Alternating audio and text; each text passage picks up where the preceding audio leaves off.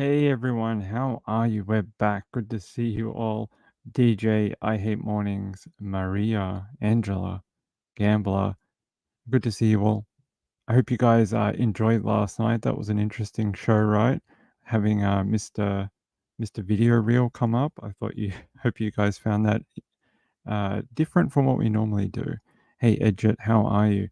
Man, things are going crazy in Texas. I've been watching the coverage of the tornadoes and the rain. It's been pretty brutal. Oops, that's not what I wanted. I was going to show you one of the ones that happened like just 10 minutes ago, maybe half an hour ago, if I can find it. Here. They had this really nice tornado over this rural area. They had this guy.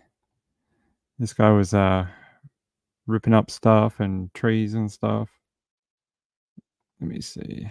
I got one more, and then we'll get going. Just trying to let everyone get in here. And what else? Yeah, this is some of the debris that the bottom of the tornado was picking up while it was going across the landscape. It was, don't know, it looked like a shed or trees or something. Pretty brutal. This is the bottom section of that suction. Hey, Elizabeth C, Moonshadow, how are you all? Lynn D. Freddie took a family and their dog to hospital. Oh, that's not good. Hey, Reby, how are you? Lindy, Sharon, good to see you. Edged, if I missed you. Charisma, hey, how are you? Yeah, pretty crazy. I hope everyone is okay in Texas and further north. I hope that flooding is not affecting you. Oh, I hope your shopping went well. Hey, with your new job, you hope you have time to do that kind of stuff. Yeah, look pretty scary. Hey, Flower Child, Juniper and Four Sons Mom, good to see you guys and ladies. Edget says, I've seen a few tornadoes in my life. The first 1967 deadly northern Illinois. Yeah, it must be frightening for the people on the ground. Juicy Jules, how are you, my friend? Police German can't have any. Oh, your daughter can't have any pets in her new apartment, so you're taking care of her dog for her. That's nice. Hey, Just Summers, how are you? All right, let's get going. I'm actually crushed on time today. I'm gonna have to bail a little early, and then I'll have to come back for the late show. I've got an appointment I have to get to. But let's get into it. So two brothers have been missing. Australian brothers have been missing. Their names are Callum and Jake Robinson, both in their 30s. We're going on like a surfing trip in Mexico. Where have we heard that story before? I didn't we have a couple of other people that went missing on a surfing trip a couple of years ago? So they've been missing for a while now. And then overnight Australian time, so it would have been during the day for you all in the Northern Hemisphere, they said that there was a woman arrested along with two men. She was found with methamphetamine and possibly a mobile phone belonging to one of the two brothers, the siblings. They are from Perth, Australia. So not on the east coast where I live, but on the west coast, the other side of the country. That's where they're from. And it says they were traveling with an American companion who is believed to have gone missing in the Baja California region of Mexico. The brothers were reportedly traveling with their friend Jack Carter Road. The missing persons poster being circulated by the brothers' friends and family said the trio were last seen on Sunday near the K38 surf spot, so named because of the collection of its breaks sits at the 38-kilometer mark of the Baja Highway south of Rosarita on the Baja California Peninsula. They did not check into their Airbnb near K38, and Callum did not return to work in San Diego as scheduled. They were driving a white Chevrolet Colorado utility with California number plates around the Ensenada region. They're saying Callum is a diabetic and his family have not been able to make contact with him since Saturday, and they're saying this behavior is out of the ordinary. But then this happened, and I'm going to show you. It says here, a woman and two men have been arrested during the search for two missing Perth brothers in Mexico who failed to return from their Airbnb after a surfing trip Jake and Callum went missing 5 days ago in the Baja California region near Ensenada. And they're saying after sharing regular social media posts about the first 2 days of the trip, they had not been heard from since Saturday. A 23-year-old Mexican woman has been arrested in connection to the case. Baja California Attorney General Maria Ramirez told reporters she was discovered in possession of a mobile phone belonging to one of the brothers along with methamphetamine. 2 men, also Mexican, were arrested alongside her, she said. It's understood police were able to make the arrest after one of the brothers' mobile phones was turned back on and pinged a local mobile tower. So that's, they tracked the mobile. According to local media, blood was discovered at 3 abandoned tents where the brothers and their American friend were believed to be staying before they vanished. A truck said to belong to either Jake or Callum was also found burnt out at a nearby farm. Here's a photo of them too. I believe they're on each end here. And the people in the middle are their parents who must be worried sick right now. And yeah, here's a missing person poster. Actually, I think I can do that better here. So there, they were driving Chevrolet Colorado utility with California number plates 70189W1. And they also had an American friend with them, which we should be paying attention to him too, you know, like he has family and people who love him too. They said Ms. Ramirez said very important time was lost as police only launched their search for the 3 men after seeing reports of their disappearance on social media. Earlier, Jake and Callum's mother, Deborah, issued an urgent plea for help to find her sons. Reaching out to anyone who has seen my 2 sons, she said. Guys, give me a second. I'll be back. Sorry.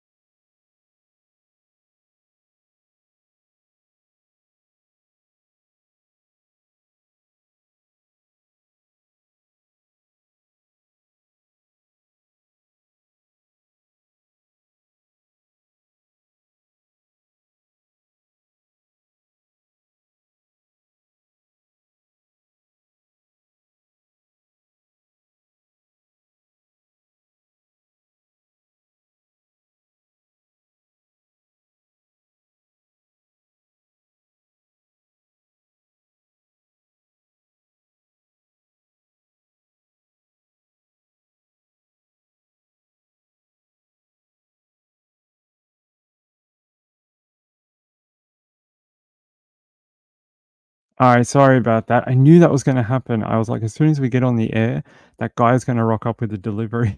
I was like, happens every day. Every day I'm like, I'm gonna wait, and that's why the show went late for 10 minutes because I was like, I'll wait 10 minutes. He'll show up, and then I'll be able to do the show without anyone, you know, disturbing the show. And as soon as I start the show and start reading, they rock up, and I'm like, oh, it's just the way, isn't it? It's just the way. Let's watch something about this. This was this morning on 7 News Australia. Family in Perth on Saturday. US correspondent Miley Hogan is in Ensenada, Mexico. Miley, you have spoken exclusively with one of the officers involved in this search. Yeah, good morning. We've spoken with the police commander of the Santa Thomas area. Now, that is a region that's near the coastal zone where police were searching for the 2 missing Australian brothers. and their American friend. He was able to give us a bit more of an idea of the search zone. He's told us that it is quite remote. It's not that easy to access. It's about a 90-minute drive down a dirt area. It's very popular for local fishermen, but he explained to us that you would need to know where you're going if you're going out there to camp. They were searching through that area yesterday for around 3 hours, and then federal authorities have come in to continue that search. Now, this is what we know about the investigation as it stands. Yesterday, Mexican authorities arrested a 25-year-old woman. Now, it's understood that a phone was switched on around a 20-minute drive from that search area. Now, that is how police have been able to locate that woman, and it's understood that the mobile phone belongs to one of the 3 missing men. She was brought here to this police station, but she has now also been moved on to federal authorities, Mexican authorities, hoping that she may be able to help them and provide some answers to the whereabouts of these 3 missing men. The family last heard from those Australian brothers on Saturday. It is understood that Perth-based family is trying to make it over here to Mexico in a desperate bid to search and hopefully find their sons. They have released a statement saying that they are hoping that their 2 beautiful sons will be found, guys. Yeah, long way from home, isn't it, in that stress? Thank you, Miley. We'll cross back to you through the morning. Here's Chervo. Thanks, Nat. There's a serious scrutiny on New South Wales clubs this morning after more than 1 million Australians had their data leaked in a major... All right, we don't need to hear about the data leak. No, I can see you. Hey, Mamma Mia. You are not blocked. I've never blocked anyone on this channel except for one troll. I don't block people. I don't think we've ever timed out anyone either. Yeah, our cats get the zoomies. So in Cypher 1, 2 guys and their American friend went missing in Baja, Mexico, and they've arrested a woman and her 2 friends. She was found with methamphetamine and one of the guys' phones. They tracked her down because she turned the phone back on and it pinged a local tower. So they were able to track her down because of that. She's now been handed over to Federale. She's been handed to the Mexican Federale. So she's gone to the federal authorities in Mexico, probably for interrogation. They're probably going to try break her down and find out where she's put these 2 guys. The fact they found blood at the campsite, not a good thing. Not a good thing. But these guys look like pretty big dudes, right? Like, they're bigger than me, but that doesn't mean anything. If you're ambushed, if you're camping and you don't know people are there and they shoot through your tent, they grab you when you're sleeping, doesn't matter how big you are, doesn't matter how fit you are, you can be overcome. And that's really sad because I think in a one-on-one situation, these guys would have held up on their own. They look like strapping Aussie boys. Juicy Jill says, I've been kicked off YouTube, punished like baby for months, forgot truth teller. Did you, Juicy Jules? I'm sorry to hear that. I was worried about you. I hadn't seen you for a few days, and yesterday I was worried that you were upset that we made a joke out of one of your comments last week. But I'm glad you're back. I'm glad you're back. I was really worried about it. I was talking to Mrs. Ping about it last night. Little Miss Sharon says, sounds like the girl was a decoy. Maybe a decoy? Like maybe in the middle, but they said they found their camping area and that's where they found the blood. So it doesn't seem like they were on, you know how like they sometimes do that, the trap where they're driving on the road and they might send out a woman and then they stop the car and then 2 men come out and ambush them. But it doesn't sound like it's that type of situation. All right, we'll send you to go find them in Cypher 1. You can have first dibs.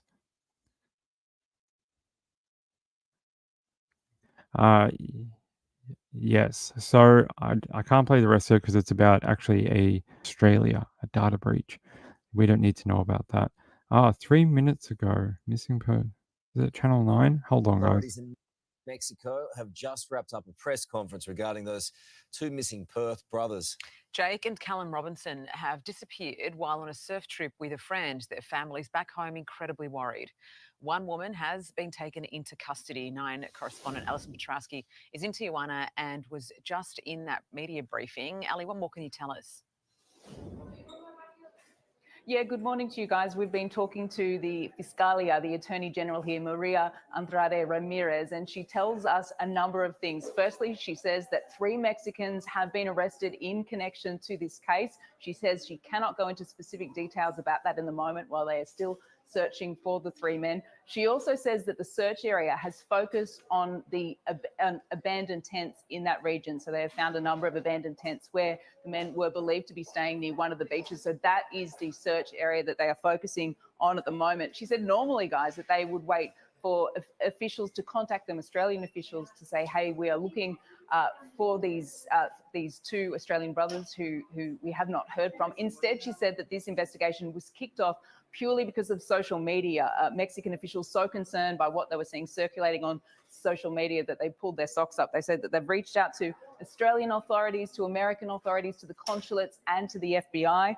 But just to recap, 3 Mexicans arrested in connection to this case, abandoned tents which could be linked to the disappearance of the 2 Australian brothers, and we will bring you more details as it comes to hand throughout the morning. Ali, just quickly, I mean, you have just got out of this press conference. There would be some awfully worried parents in Perth right now who are probably getting the details as you speak. What was her general demeanour about the 2?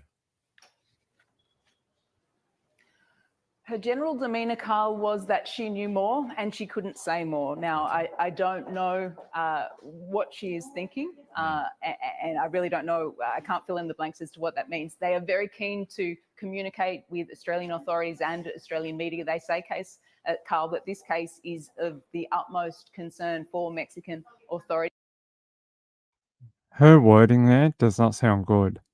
The fact that she just said that Mexican authorities know more but can't tell the media, but that they also are desperately trying to get in touch with the Australian consulate, that's not good. I hope that's not what that I hope it's not what I think it means. That's bad. I hope it's a mistake that the information has got crossed somewhere, you know, Mexican, Australian, English, 3 different languages, and that they're out there somewhere, they're alive. I hope so. I want to bring these guys home. That's awful. We've had there was an Australian woman who went missing and her Mexican partner about a year ago. Do you remember that? We actually did that case, and we never heard anything again. I can't remember her name, but they found her little girl at a church, and she had been dumped at a church. But I never heard any update about it after they got the little girl back to Australia. Never heard if they found the bodies, anything.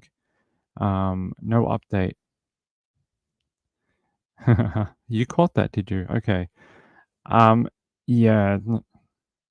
Inside points that actually happens in a lot of tourist areas. Yeah, there is actually a warning. If I go to DFAT Mexico,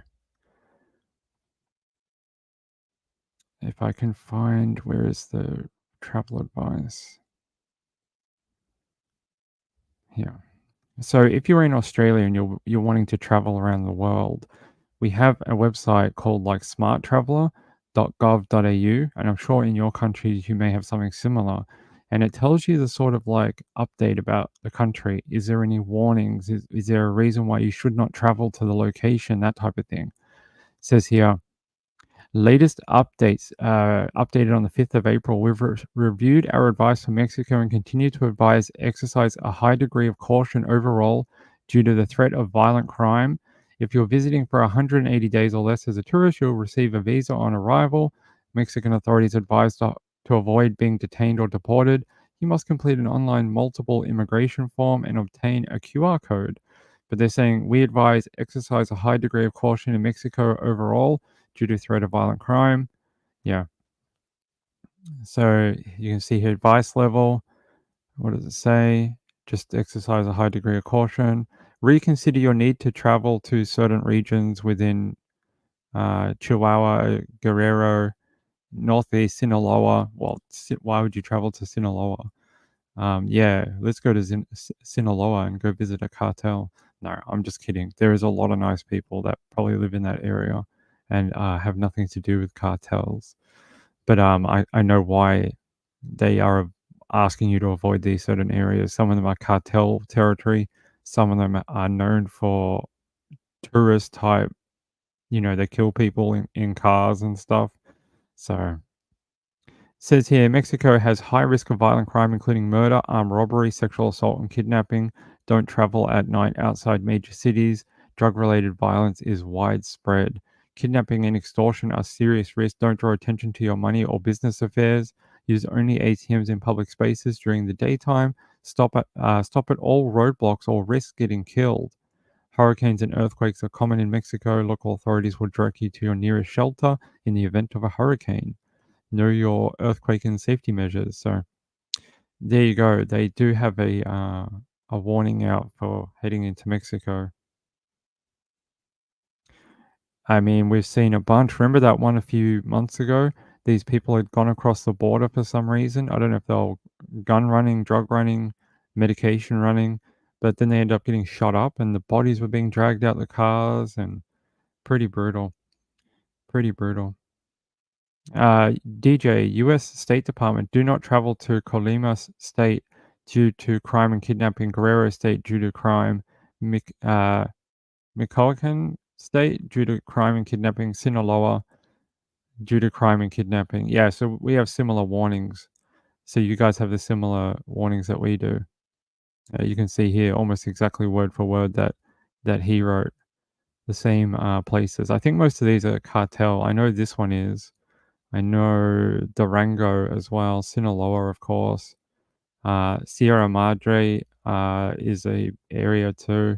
A lot of these are, unfortunately, controlled by different factions of the cartel. Penguin, hey, how are you, Penguin? Should we do our Penguin greeting? We go, "Meow, meow, meow," and then slap flippers, yeah? Like that. All right.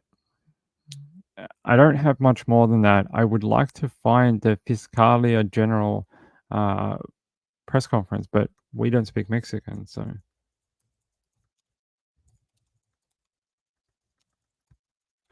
And I don't know if they did it in English. Let's have a look.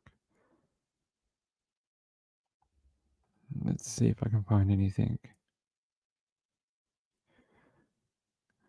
Dun, dun, dun, dun, dun, dun. No, but that's okay. If I can find it in the future, I will get it for you. Are those US colleges? No, they're places in Mexico. Okay. That's about it. I really don't have too much more, except for this. 3 arrested during search for missing Aussie brothers on surf trip in Mexico. When we do send our young men and women overseas to enjoy that adventure holiday, they invite an element of risk. This is obviously must be very worrying for the families involved.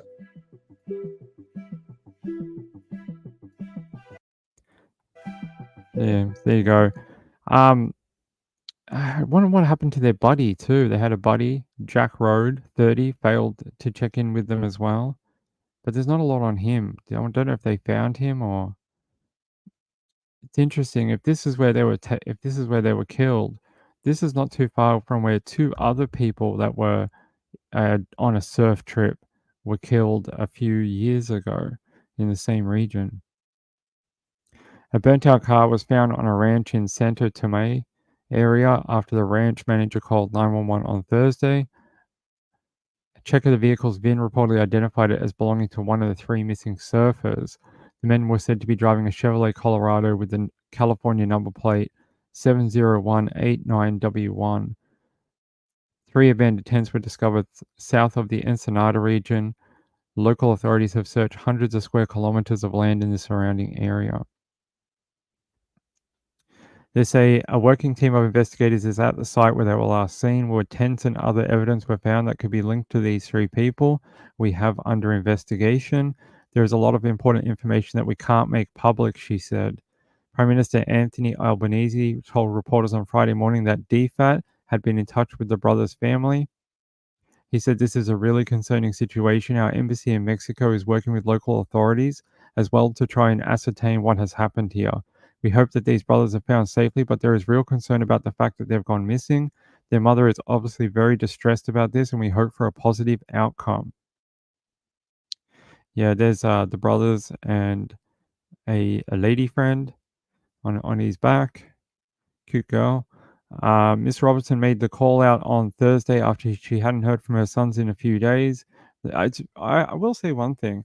I think it's amazing that the family plus other people, supporters, social media, true crime, other people in true crime were able to get such a groundswell of attention that the Mexican authorities were like, hey, what the hell's going on here?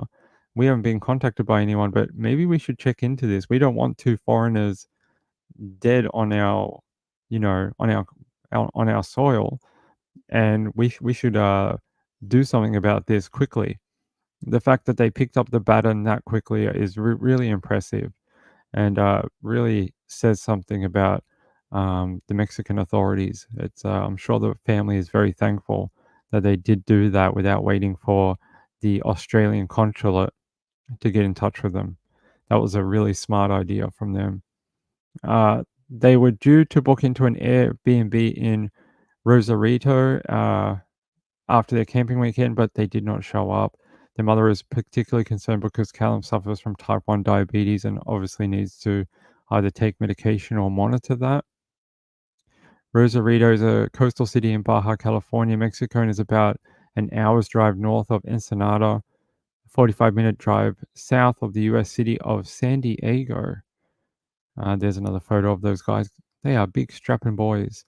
Apparently one of them was a lacrosse star, played lacrosse. Look at those arms, ladies. Look at those arms. No, we shouldn't objectify people. Ping. Shouldn't objectify people. It says here, we urge the Australian lacrosse community and our global lacrosse family to continue to share the post from Callum's family and friends in the hope that Callum, Jack, and Jake are found safe and sound. Our thoughts are with the friends and families of Callum, Jake, and Jack during this incredibly stressful time. WA Premier Roger Cook said the situation was very worrying. And he said, he was the guy in the video before saying, when we do send our young men and women overseas to enjoy that adventure holiday, they invite an element of risk, and it is very quite distressing. So, God, I hope for some good news. I hope that this whole secretive, I want to speak to the Australian authorities before I say anything more. I really hope that is just a formality. I hope they're not, I hope they're not deceased at this time. I would hate for that to be the case. Peekaboo Cockatiel says, I have permanent residency in Mexico and our apartment is... You do not feel afraid there. Okay. I know there is a high thing of violence in that particular place, but I'm glad that you feel safe there. DJ says he feels safe in Mexico too. Maybe if you go there a lot and understand how to blend in, it makes it a lot easier. But I know that sometimes tourists tend to stick out like a sore thumb, and they tend to invite problems. I'm not saying these two did. I'm just saying it does happen. People, especially when you're on holiday, you're loud, drinking too much, enjoying that holiday, and people can tell that, maybe not from the area. Anyways, give me a second. I need to fix something. Hold on.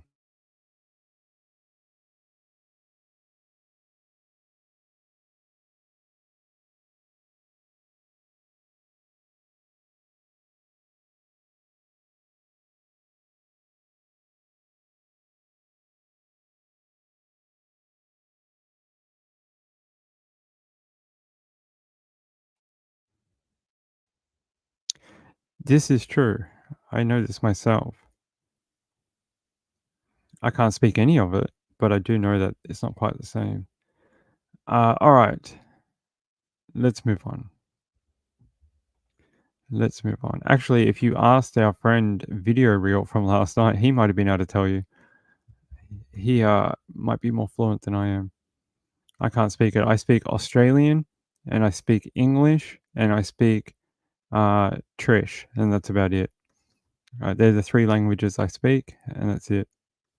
And a little bit of Croatian and a little bit of Indonesian. That's it. No more. Okay, let's have a look. What else have we got on my list for today? Human remains found. Okay. What is going on here? Okay. Let's Who's messaging me? No one. Okay, let's go to this new story. So I brought you a story the other day about a woman who was missing in Bamberg County. They said they found a car with human remains in it. Let's I'll play the video.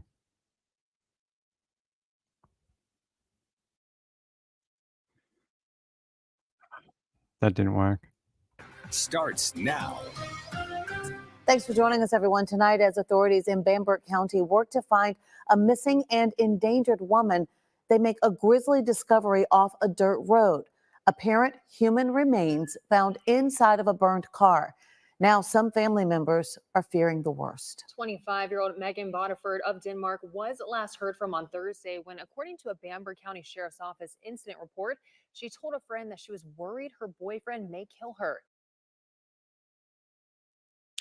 Is that other lady's microphone like really messed up?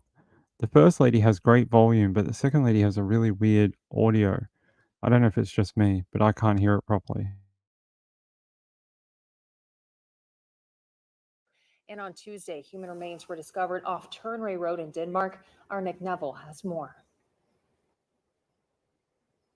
Where these remains were found off this quiet dirt road, less than 2 miles from Megan Bodiford's last known location. One cousin tells me when she heard this news, her heart sank.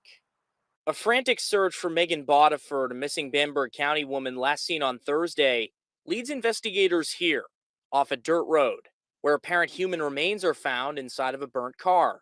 Debris from that car could still be found at the scene Wednesday, nearly 24 hours later. Meanwhile, some of Bodiford's family members say this discovery was shocking. When they said that she was missing, I wasn't expecting that type of news right there, like saying that they found a car that was burnt and all this stuff. I wasn't expecting to hear that at all. Following her disappearance, investigators said Bodiford could be found in a dark gray Ford Explorer. The Bamberg County coroner saying he thought the abandoned car he found on scene matched that make and model. It's just hitting too close to home. After performing a wellness check on the residence on Gens Branch Road, Sheriff Kenneth Bamberg requested SLED's assistance to execute a search warrant there Saturday. An incident report states they find Bodiford's 4-month-old baby at the home and the boyfriend who had an active warrant for second-degree domestic violence, but no sign of Bodiford. The boyfriend was taken into custody without incident. Bodiford's cousin Stephanie Nickens tells me Bodiford has so much love to give, especially to her children. Those babies was everything to her. She is very, very beautiful. She just had a beautiful soul. She loved people. She always put other people first before herself. To be clear, Bamberg County Coroner Wallace Hicks has not yet positively identified those remains. He says that they'll be sent for autopsy on Thursday, and he expects to have a positive ID at some point in the next week. Reporting in Bamberg County, Nick Neville, WIS News 10. All right, Nick, thank you very much. SLED, which is leading this investigation, did not respond today to questions about whether there is a suspect already identified in this case. Favorite derby of all time is 1997. Silver Charm holding off Captain Bodgett by a neck.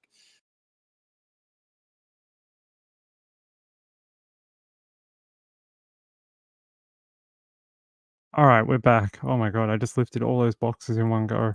Hold on.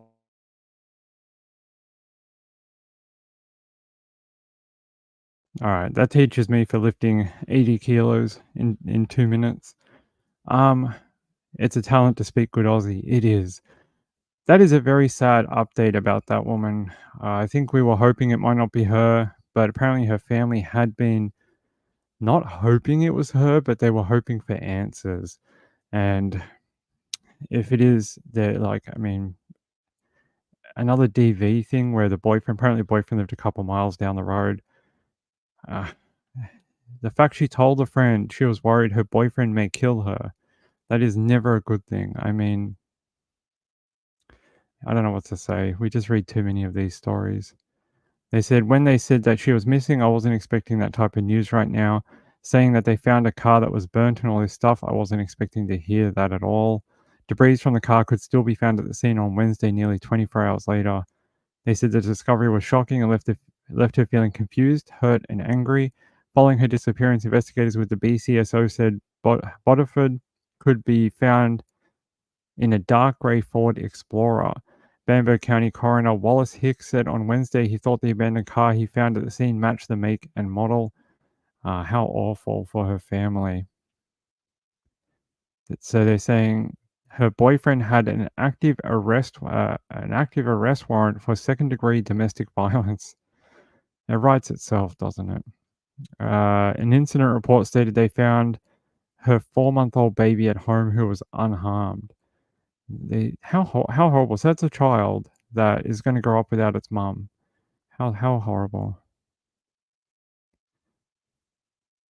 There's also, if we can go back to like languages from like the 1800s where we can speak in like, no, we're not going to do that.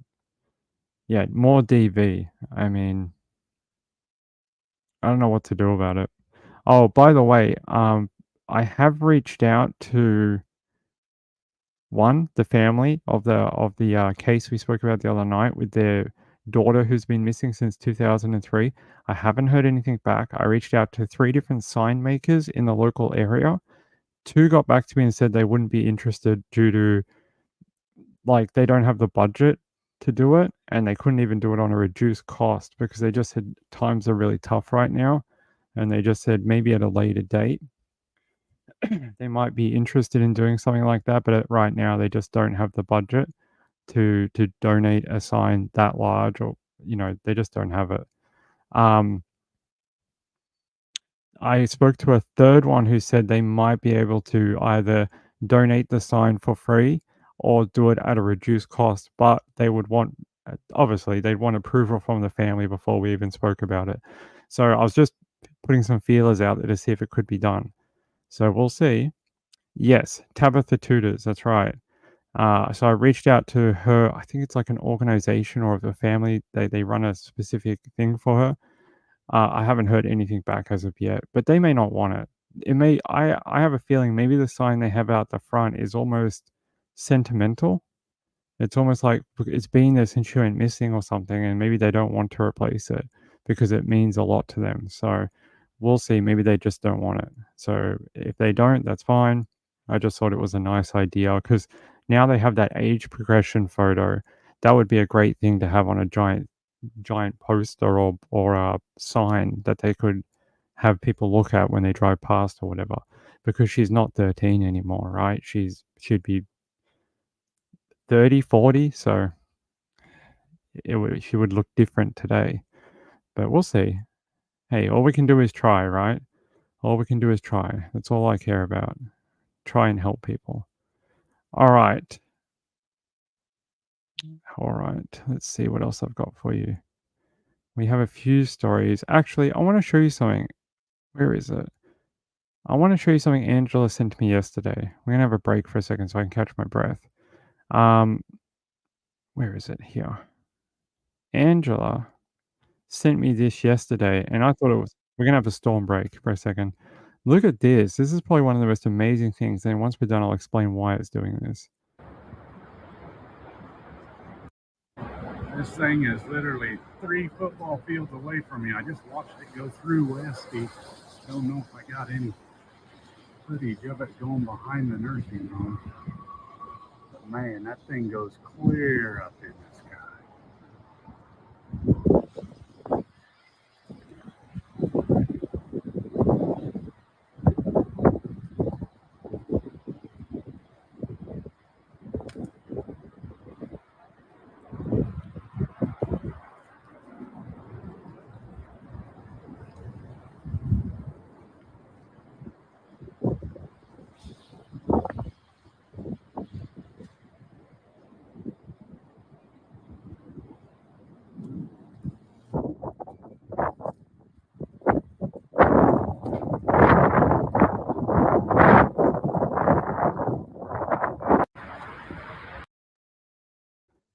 How cool is that? That is one of the coolest funnel tornado videos I've ever seen. It looks like it's roping out at this point. What happening is either the cloud base is moving far away and it's its rotations are slowing down, and the way tornadoes are formed they're actually a horizontal column of air that spins like this. When it first starts, it gets dragged up into the storm, and then you get the funnel touchdown, and you get a tornado. But as they start to unwind and the rotations start to slow down and the cloud starts to move away, you start to get like this elephant's trunk, or they start to rope out and they get longer, and it slows down and gets longer and thinner, and really cool funnel. Almost looks like it was roping out. It may not be, but it looks like it was slowing down a bit. But you saw that guy. He's filming there, and there's like debris hitting you. There's like bits of cornstalk hitting his face and dropping from the sky. Pretty cool. But Angela says it reminded me of the flumes or slides at the pool. Just really cool how like elongated it got, and just all twisty up into the cloud base. Very, very cool. Great video, Angela. I appreciate that. I love seeing stuff like that. It's amazing what nature can do. All right, let's get back to murder. We had our little storm break. Let me get you. So yeah, that's a very sad conclusion to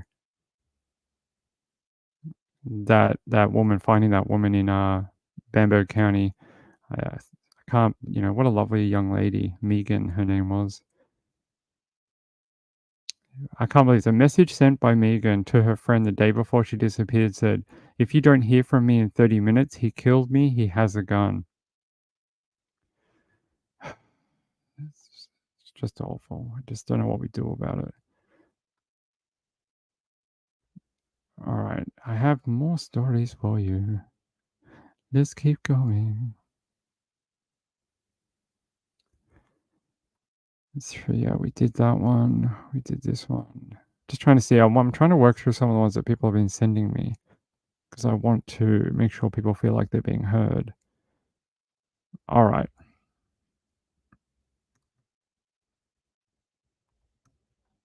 So it says, first picture of teenager shot dead in burglary gone wrong.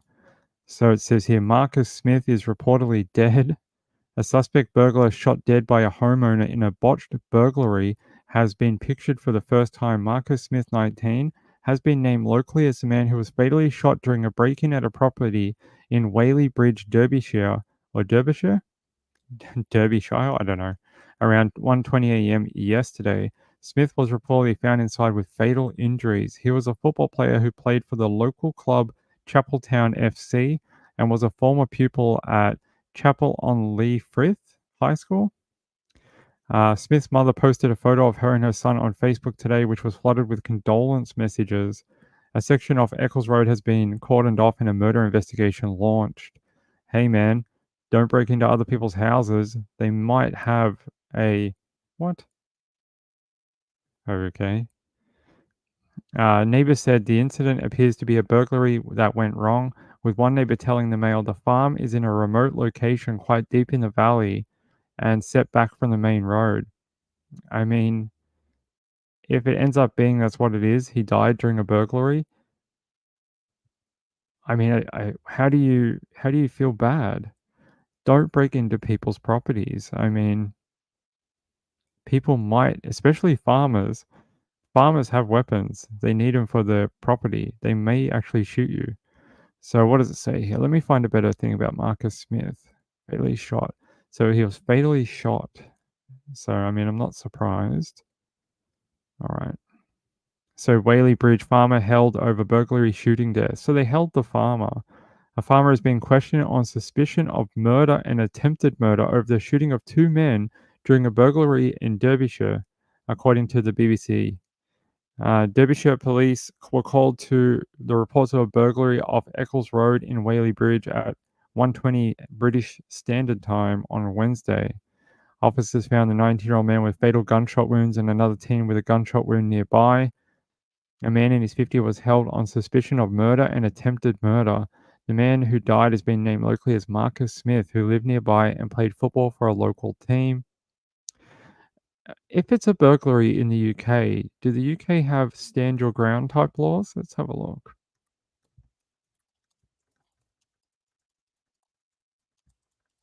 Or like castle doctrine, anything like that? Okay, gov.uk. You can use reasonable force to protect yourself or others if a crime is taking place inside your home. This means that you can protect yourself in the heat of the moment. This includes an object as a weapon to stop an intruder running off, for example, by tackling them to the ground. Let's see, this is the UK Gov website. Using reasonable force against intruders. There is no specific example or definition of reasonable force. It depends on the circumstances. If you only did what you honestly thought was necessary at the time, this will provide strong evidence that you acted within the law. You do not have to wait to be attacked before defending yourself in your home. However, you could be prosecuted, for example, if you carry on attacking the intruder even if you're no longer in danger, pre-planned a trap for someone rather than involve the police. I wonder if he will be released then, because if that was a burglary and they can, they can prove that he was defending his home from two guys who broke into his property, I wonder if he'll get off.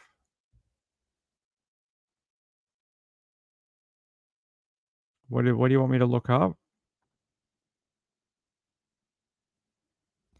New eyewitness in the, I looked that up about 5 hours ago.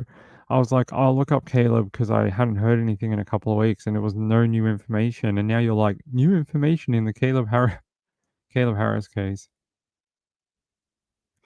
3:35 a.m. or 3:40 a.m. walking under a bridge at 0.8 miles away from the apartment. Okay. Belonging to his roommate's girlfriend. All right, let's have a look.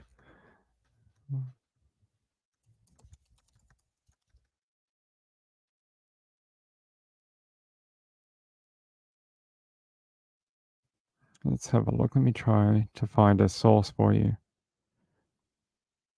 San Antonio Express. No, they want you to pay for it.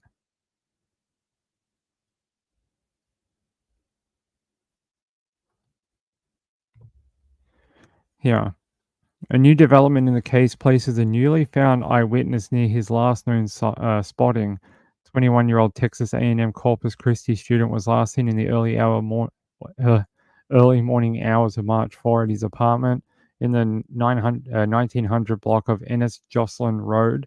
His family reported him missing when they noticed his Uber Eats order was still sitting outside the next day and were unable to locate him. Let's see, where's this stuff about a witness? There is definitely a possible eyewitness, he said in the interview. This guy was very vivid with what he saw. We can definitely say that we believe this witness to be credible. The sighting was in a location different from where Caleb's phone last pinged. However, Mathis says law enforcement has called the last ping an anomaly. The United States Secret Service has joined the investigation to assist with cellular telephone analysis for additional clues. The USSS is analyzing Caleb's electronic devices, including his laptop, iPad, smartwatch, Xbox, and internet router. No foul play has been found in the investigation so far. Police have also ruled out family, friends, and the Uber Eats driver as suspects. In the interview, Randy Harris says searchers are now looking into homeless communities around Corpus Christi for new information. Let's see if I can find anything from him from the last 24 hours. Past 24 hours.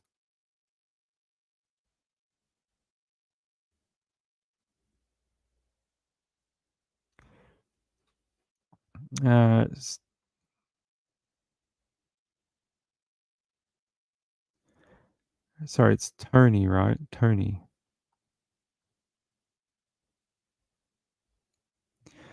I can't find that interview, maybe because I'm from Australia. It's not popping up for me. Hold on. I'd like to hear it from his point of view, not me reading it. Yeah. Past week.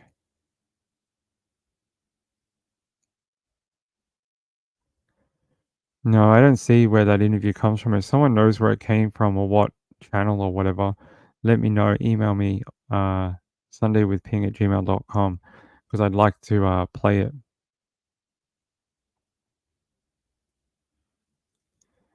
Yeah, I know. I saw it too. There is a link to one that isn't paid to view. I'll put it in the chat in case you want to read it after.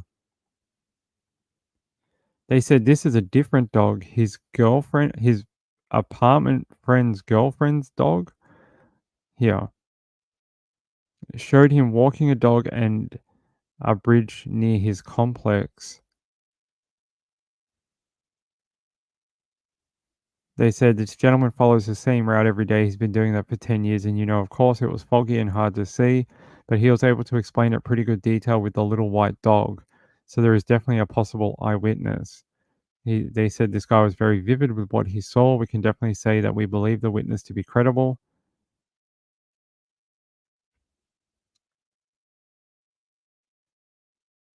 Let me go back up to here.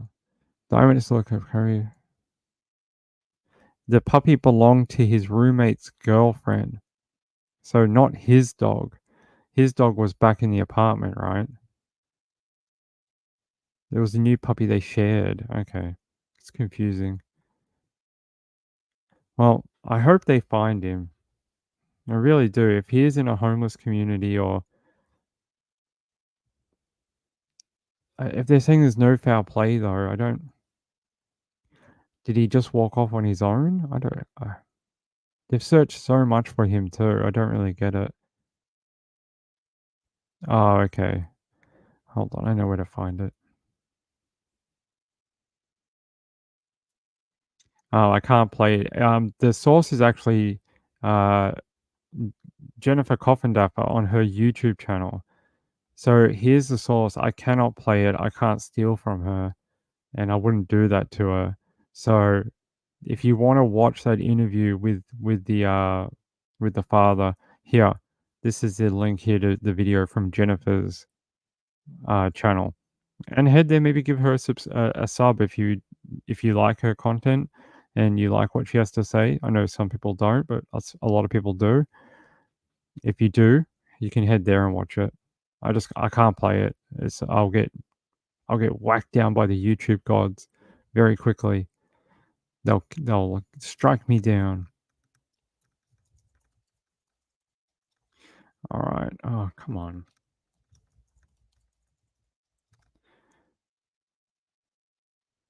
By the way, I wanted to say thank you to Sienna and Sean yesterday. Because of the randomness of the show last night, I didn't even have a chance to look at this before we ended. But I want to thank Sienna and Sean. But Sienna wrote, "Thank you, George, for the time-consuming, difficult work you do for us. I appreciate you and Mrs. Ping." Thank you very much, my friend. I do appreciate that.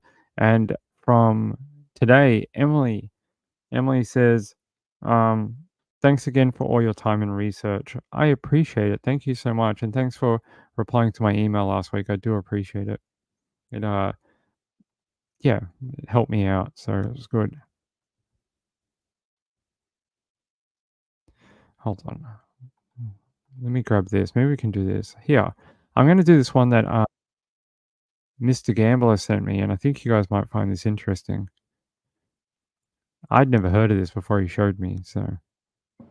Well, last week, Toronto Police, in partnership with the Bolo program, announced a $100,000 reward for tips on Michael Beebe's whereabouts. Now, Beebe was named Canada's #1 most wanted suspect on the Bolo list, a program that incentivizes Canadians to be on the lookout for fugitives. Well, that cash reward seemed to do the trick because today, police announced Beebe has been arrested, taken into custody last night in Charlottetown, Prince Edward Island, following a tip from the public. The 35-year-old from Toronto is facing a second-degree murder charge in connection with the fatal shooting of Shamar Powell Flowers near Danforth and Carlaw last July. Police today crediting much of Beebe's arrest to the power of the Bolo program. Here's more from police and the victim's mother. It wasn't even a week that had passed since the program was announced and the reward, and to what led to the arrest of not only anyone on that list, but the most wanted in Toronto. So we're just so beyond thankful that these people are taking it seriously and are giving those tips. I was really overjoyed because I know the police did an exceptional job and they were working hard, but it was also a mixture of emotions. I honestly thought I would feel happier than how I do right now. But as the day progressed, my son is still dead. Now, Michael Beebe will be transported back to Ontario in the coming days. Police are asking anyone with information on the whereabouts of the other 23 fugitives on that BOLO list to come forward. I'll send it back to you, Tracy. Kayla, thank you for that report.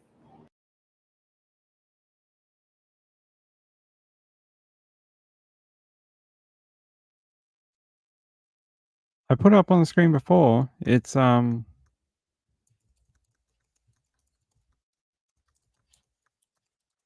you go. What an interesting program. I'd never heard of the BOLO program. I mean, I've heard of like Crime Stoppers, but I'd never heard of the BOLO program. And it's very similar, but they put up these big rewards and they seem to do a lot of good. I mean, they seem to pull in a lot of information. I mean, this guy was their top target and bang, done, 4 days or whatever. Finished. He's gone. What a great success. I like that. Let me grab the original link. Where are we? Over here. All right. So it says a man who had been listed as Canada's most wanted fugitive over a homicide that occurred in Toronto last year has been arrested in the Maritimes. Police in Prince Edward Island said 35-year-old Michael Beebe was taken into custody Tuesday evening. The Charlottetown Police Service said in a news release that around 7:20 p.m. officers arrested him at a business on Belvedere Avenue. The police said they were contacted by the Toronto Police Service late last week requesting help with tips they had received indicating that he might have been in the PEI evading an arrest warrant. On April 23rd, the BOLO program, which stands for Be on the Lookout, released an updated list alongside Toronto's police's 25 most wanted fugitive. Beebe was listed as number 1. Police said Beebe was wanted for a second-degree murder in the shooting death of 29-year-old Sharma Powell Flowers on July 23rd, 2023 in Toronto's East End near Danforth and Carlaw Avenues. There's a photo of his victim. Very horrible, a homicide. They said there was a reward of up to $100,000 for information leading to his arrest. The police said following his arrest, he was brought to a correctional center. Toronto homicide detectives will be traveling to the PEI to bring him to Ontario in the coming days. A release from the TPS confirmed his arrest and said it was made following a tip from the public. Hey, that is awesome. It says here, BOLO number 1 fugitive Michael Beebe has been arrested. They made the arrest yesterday based on a tip from the public. If you know the whereabouts of the other fugitives on the list, contact the police. Look at that. Arrested. Dun, dun, dun. All right, let's have a look. Who else is on this list that they have? All right, let's have a look. So there he was, number 1, gone. Al Bolvin for drug trafficking, $100,000. So hey, you can like play bingo and grab 100 grand, 100 grand. You just gotta find him, 100 grand. Play bingo. It says here, what's the largest one? They all 100,000 or no? Some of them are 50. This guy's for free. You find him, you get nothing. This guy also, you find him, you get nothing. These two, you also get nothing. Arrested, Valdo Pollo, arrested. Who else is here? This listed Robert Land for parole violation. This guy's for attempted murder, but this guy violated his parole. So this guy might murder you. This guy will just not go to his parole officer. There you go. Who else? Yusef Boras for murder, but doesn't have a reward on it. Interesting. What's the biggest one? I think the largest is 100,000. Let's look at the arrested page. Anyone we know? Well, we know Michael Beebe now, but anyone else that we know from crimes in Canada? No, none that I know, but Gambler might know a few of them. Gambler, do you know of any of these people? I don't know any of them, unfortunately. And you can't click on them, I don't think. No, you can't. They don't have like a background or anything. They're still wanted? That's a great mugshot. Look at this guy. Are you half asleep, bro? He's getting his photo taken, and he's like, "Bro, I'm so tired. They woke me up at 5 a.m. They raided my home. I'm still half asleep." This guy, maybe an alien, maybe trying to escape our world. This is a great mugshot. Look at this. It's so lifelike. I wonder how he gets through life being black and white. Must be a horrible illness to be a drawing. Let's see. Anyone else? No, I don't know any of these. But there you go. There's all the people that are still wanted. A lot for murder. Murder, manslaughter, murder. How old is this photo? Look at this one. It looks like from the cowboy era. He's wanted for killing the sheriff back in 1801. Ronald Jeffrey Bax. He definitely shot the sheriff, didn't he? Let's see. Ronald. I want to see who he is. Ronald.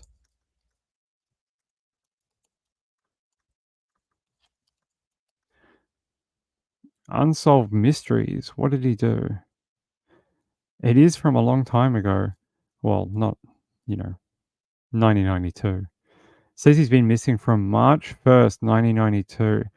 30-year-old Ronald Bax was a sculptor and taxidermist, outdoorsman and gun expert who lived in hometown of Carcross, located in the Canadian Yukon Territory.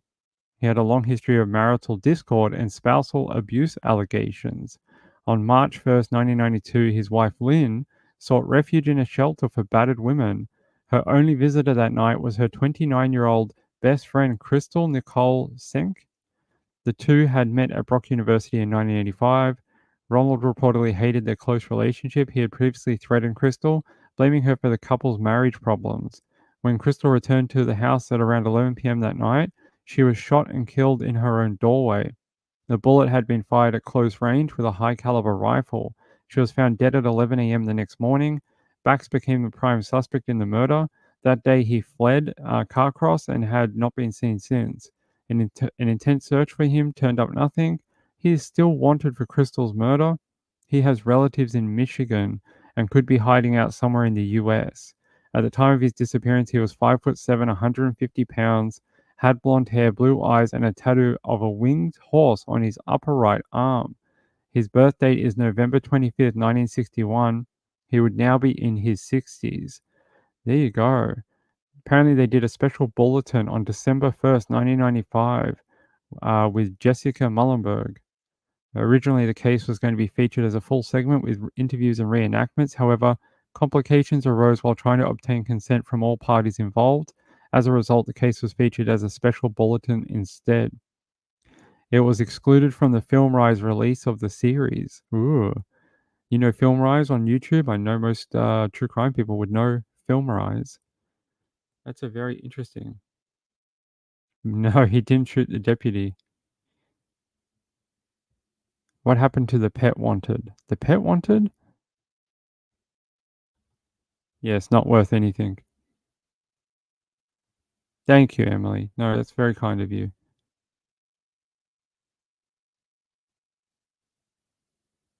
Yeah, I had no idea either. It's what a cool idea that they sort of make a big deal out of it. It's sort of like you could win money if you report these people, and they sort of make it a big deal, try to get the community involved, and they want to give away the money. It's not like Crime Stoppers where they're like, yeah, call us if you know anything, you might get some money.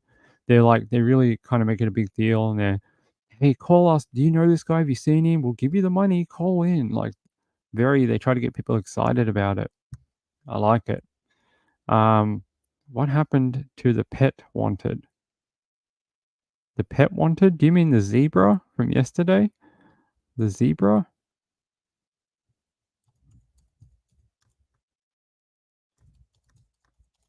I don't know if they ever found it. They still said zebra on the loose after escape in U.S. mountain country. Apparently, it's still on the run. If you wanted to know about the zebra from yesterday, definitely looks like a Western movie guy, right? Definitely, he's a big he's Oh, the pet crimes. Oh, yes, yes, yes. Well, I got distracted yesterday. I was supposed to do it at the late show and we got distracted. But I do have to bail in a minute. But I will be back for the late show. We will do pet crimes. I gotta get my ass onto it. Yes, I got it. I know what you mean. Yep, thank you. Yeah, she's talking about Reeby's pet crimes. Yeah, we've got a few. I think Reeby said she's done 4 now. 4 now, Reeby? So we've got a few to catch up on. So when we do the late show tonight, I will dedicate a segment for it. Yes, because I have to go. Unfortunately, I have a meeting I have to get to. I'm going to get in trouble. Hold on. Yeah, that's that person telling me I better be there. Yeah, she's talking about Reeby. Yes, tonight, tune in for the late show. I know. Hey, it wasn't my fault. I didn't know Video Reel was going to jump on last night. I had no idea. I actually planned to do them and then we got caught up. But we will. I really do want to do them. They're really good. Do I have one? What time is it? We've got about 5 minutes. I could probably do one if I can grab one right now. If I can get to my files, I can do one right now. I'll have to search it. Hold on. Reeby. That's not her name, but that's how I have to say it. Here. Where is it?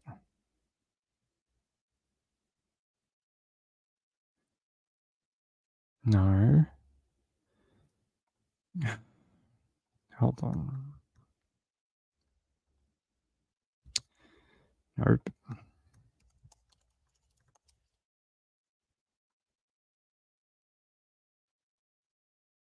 Okay, here. All right.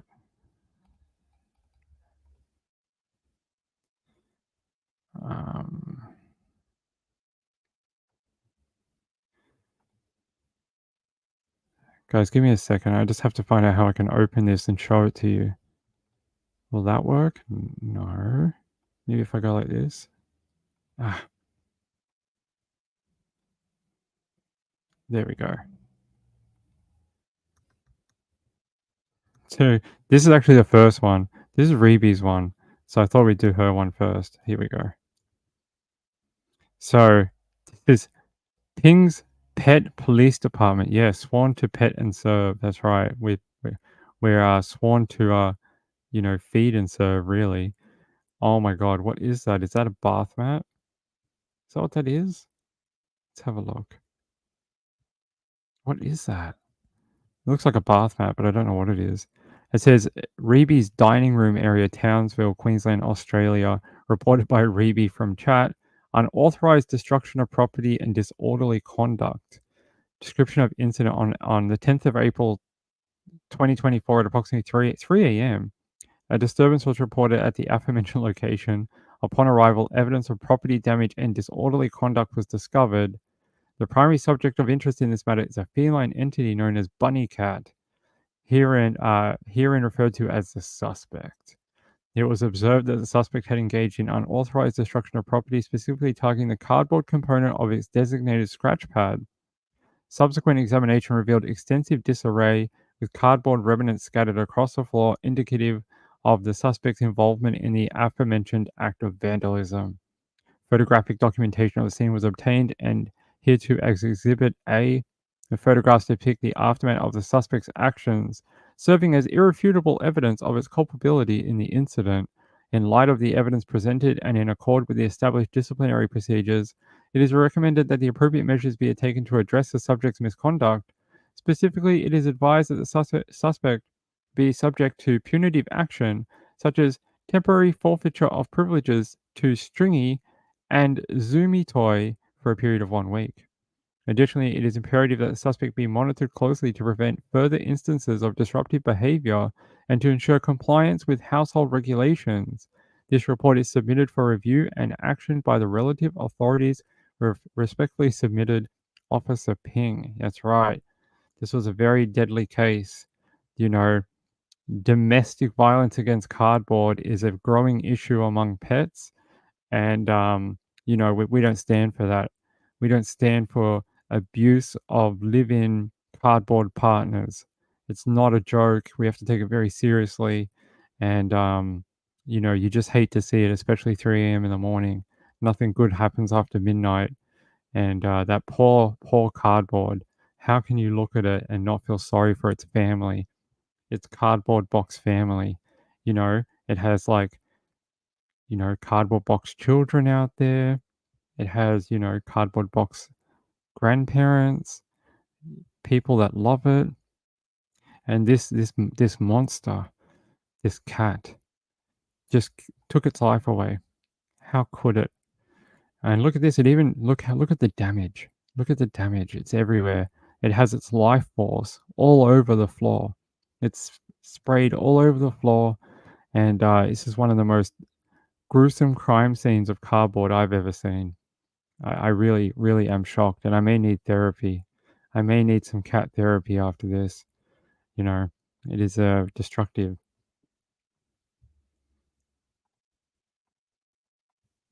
Yes, the cat is like, I was never here. Do not assume I am responsible for any actions. I am a good cat. Please pat me and feed me some food. Pretty funny. We have some more. I don't know Ruby, did you put the names of the people of the other ones, or are they supposed to be anonymous? Hold on, I'm trying to grab them. Oh, okay, I know where they are. Okay. Yes. All right. When we come back tonight, I'm going to grab the other. I think she says there's 3 or 4 that we've got, and we'll do the other ones. Sorry, I kept they're on my list, and I'll do them. And then I was like, we'll do them on the Sunday, and then I ended the show, and I was like, do them the next day, and then I just ended the show. Ping. So there you go. Please be on the lookout for this absolute cardboard monster, and its name is Bunny Cat. Is it Bunny Cat? That's a great name for a cat. Bunny Cat. I wonder why it's named Bunny Cat. Why'd you name it Bunny Cat, Reby? Because it looks like a bunny? It sort of has that white in the color. It sort of does look like a rabbit. It almost looks like that cat that people, that unhappy cat. It almost looks like right here it's giving you that look. Like, I am unimpressed with this photo being taken. I do not wish to be associated with this destroyed cardboard. It's almost like, yeah. It says unauthorized destruction of property. Those things are great though. We have one here. You guys can't see it, but just here on the other end of this desk is a giant scratching post. It's like this. It's huge. It's that wide, and it's about 2 meters tall, and it cost about $180. But the cats love it, and it's so large that they can climb it, and it takes care of their nails or whatever. And we've had it for 2 years, and it looks like it's brand new. And they attack the crap out of it. Like they are always on it. Every 10 minutes they walk past, they're like scratch, scratch, scratch, scratch, scratch. They go away, they come back, and they do it again. And it doesn't look any different to the day I bought it. It has literally stood up to the abuse from 2 cats, and one of them just loves clawing different things. And best money I ever spent, because we bought cheaper ones and they just broke. Like a month later, they were destroyed, or they look like this. They look like what Reeby's cat did. But this one that we paid quite a bit of money for has lasted many, many years. And so you just rotate it every couple of weeks. You just spin it around so they use a different side of it. Actually, I might be able to show you for all you cat people out there.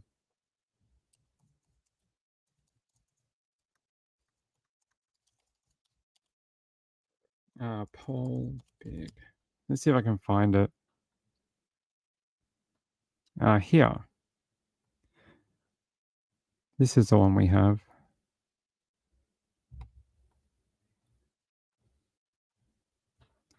This one. This is the exact one that we have. Although you can get it in grey and black if you have a black living room. Like if you have if you don't have a lot of white stuff and you have more black or grey tones in your lounge room or office or whatever, you can get it. But it's this type of material and it never breaks. Doesn't matter how many times they claw the crap out of it, it just doesn't fall apart. And this is what our cats do. See how the cat's hanging off it? This is what Rory does. She climbs up it and she just swings off it. She'll just swing off it for ages and then she jumps off, and Muffin sort of just does what this orange cat is doing. He just kind of claws it. But these are great. If you have a cat and you can afford it, yeah, there you go. You can see how big it is compared to the banister here for the stairs. It's quite large. I think it's about 1.5 meters or 2 meters, but it's quite big. And the cat, even a full-size cat, our cats are quite big and they can climb it. It's not made for kittens. I mean, a kitten would like it, but doesn't have to be for a kitten, because a lot of the time the things you buy like this are not made for adult cats, especially if you buy online. If you have a cat, if you've purchased stuff in the past, you'll find, oh, it's for a kitten, it's too small. A lot of it's not made for adult cats, it's made for baby cats. So they are quite pricey though. Yeah, I think you can get it cheaper on Amazon. So if you need a scratching post, I recommend that one. Maria says, I have that scratching post too. They're great, right? They just don't break. They're fantastic. So if you need one. Yeah, so it was supposed to be a Sunday segment on the end, because we used to do Sunday night pets, and people used to send in their pets, but we ran through everyone's pets, so we stopped doing it. And then Reeve said, could we replace it with the police project? And I said, yeah, of course. But my memory, with everything going on lately, my memory's just been crap. Reeve can tell me at 9 a.m. in the morning, hey, make sure you do that, and I'll friggin' forget. It's just everything's been really rushed lately, and it's my fault. But I gotta get like a flashing sign here that says ping, do X, Y, and Z throughout the show. Angela says I'm getting shelves and baskets for the wall. Oh, that sounds good. I recommend it. If you can find this brand, Smart Cat Ultimate Heavy Duty Cat Scratch Post, I recommend it. We've had ours for years now, and it's been the best thing we ever bought. Best thing we ever bought for them. They love it, and they stop scratching other things because they have that. But thanks, Ruby, for doing your cat first. I know we have some other interesting ones. I think Ruby said there was another animal that it's not a cat or a dog. I'll have to check. But when we come back tonight, we'll do a couple more because I got to catch up. And if you want to send one to. Let me grab the other email. It's this email.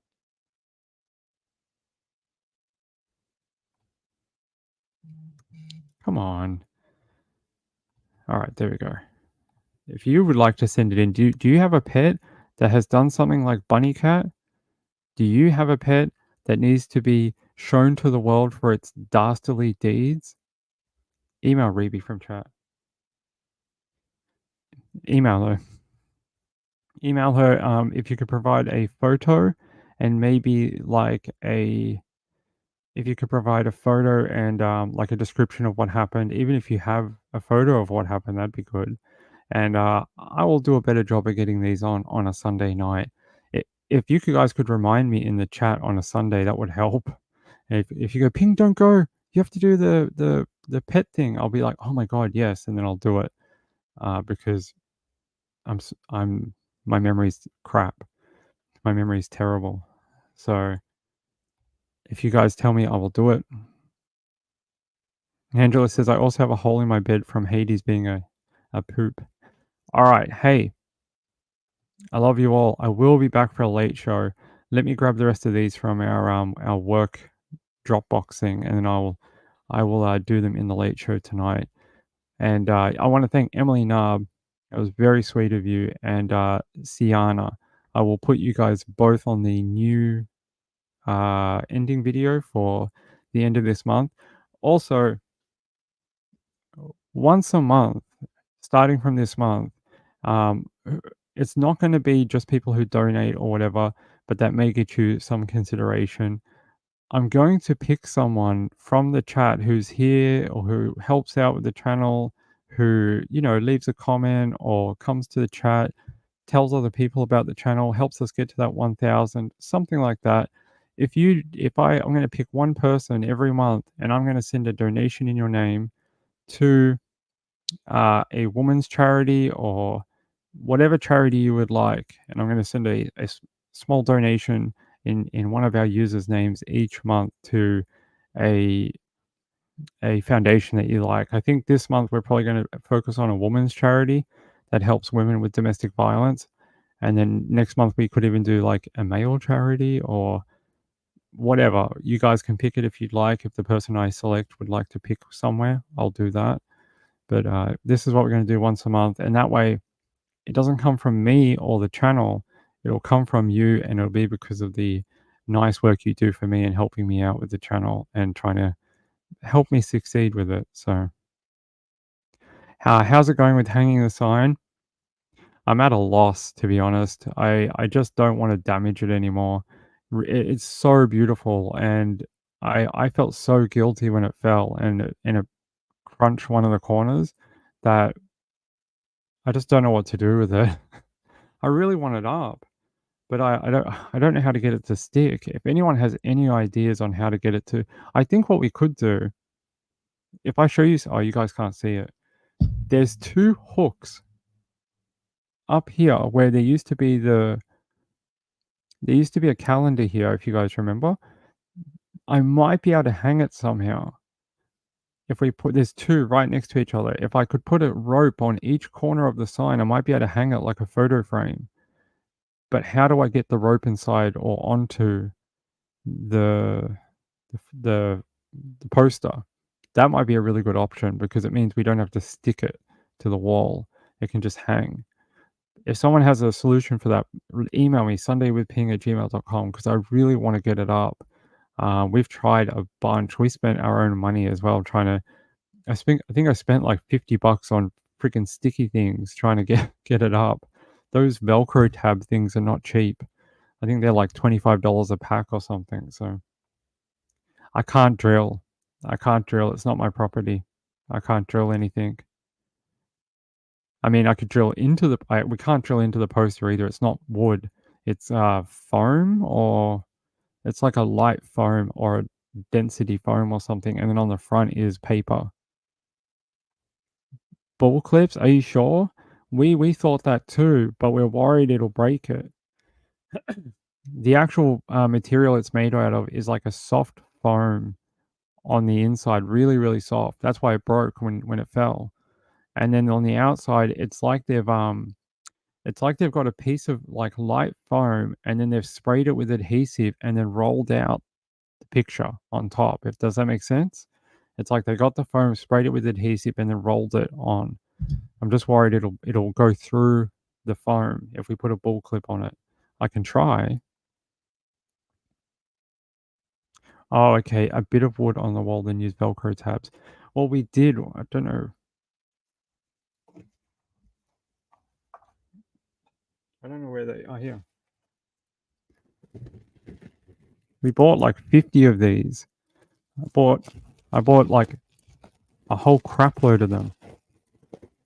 See? This is what's left after we did it, and I put one of these on each corner. A whole thing on each corner, and it still fell.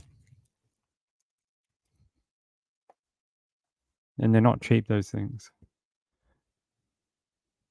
Okay, thanks, Ruby. I really want to get it up. I love it.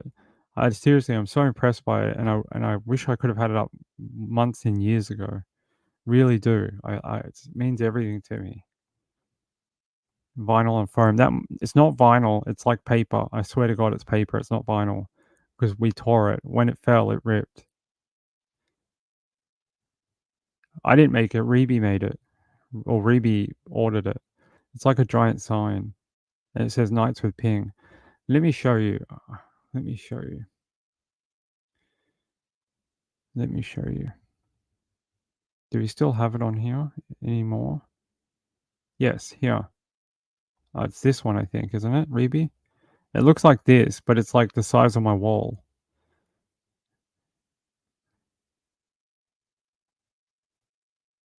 It looks like that.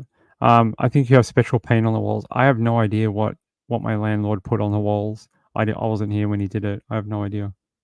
But Reby made that post, so she did a great job. It looks beautiful when it's out of the box, and yeah. Once when I didn't damage it, I was happy to try whatever. But when it fell that night and it broke it, I was really upset over it, and I just was like, until I can find a solution that won't hurt it anymore, I just don't want to screw with it anymore. Yeah, that is another option. Like, I mean, we could do something like that, like a low shelf, and then put it on like that. That could work. I kind of like the bull clip idea if it won't damage it, because then you can string the string through the top of the bull clips and go over the bolts in the wall. Oh shoot. Okay, all right, guys. Hey, love you all. Peace out. Hey, sorry, I'll be back later. Laura S, thank you very much for your donation. I'll talk more about it when we get back. Okay, it was very sweet of you. Peace out. Bye bye. Bye bye.